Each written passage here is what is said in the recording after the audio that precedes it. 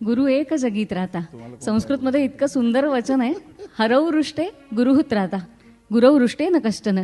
की हरी रुसला तर काळजी करायचं कारण नाही, कारण गुरु आहे आपल्या पाठीशी, पण गुरु रुसला तर मात्र पंचायत आहे. म्हणून गुरु एक जगीत राहता हे खरं आहे.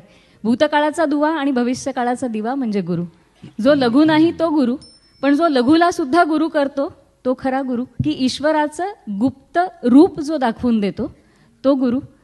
दत्तगुरूंनी तर 24 गुरु केले, जे स्वतः साक्षात सद्गुरू होते त्यांनी 24 गुरु केले. त्यांनी फक्त आपल्याला एवढाच संदेश दिला की स्वतःकडे लघुत्व घेतलं की समोरच्यातलं गुरुत्व आपोआप दिसतंच. फक्त त्यासाठी ती दृष्टी उघडणारा सुद्धा गुरु कोणीतरी पाठीशी असावा लागतो, कारण प्रत्येकामध्ये शेवटी भगवंताचंच रूप असतं आणि त्या रूपामध्ये जे जे भेटे भूत ते ते मानिजे भगवंत ही विचारसरणी फक्त आपल्या मनामध्ये रुजवणारा सुद्धा गुरुच पाठीशी असायला हवा. कबीरजींनी एका ठिकाणी असं म्हटलंय की माझ्या घरी गुरु आणि देव जर एकत्रित आले तर मी पहिला नमस्कार कुणाला करावा? गुरु गोविंद साथे खडा काके लागू पाव. गुरु गोविंद साथे खडा काके लागू पाव.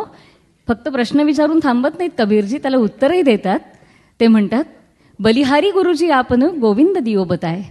गुरुजी पहिला नमस्कार आपल्यालाच, कारण माझी एवढी योग्यता नाही, आपण आहात म्हणून हा भगवंत माझ्या दारी आलेला आहे आणि त्यामुळे पहिला नमस्कार अर्थात म्हणजे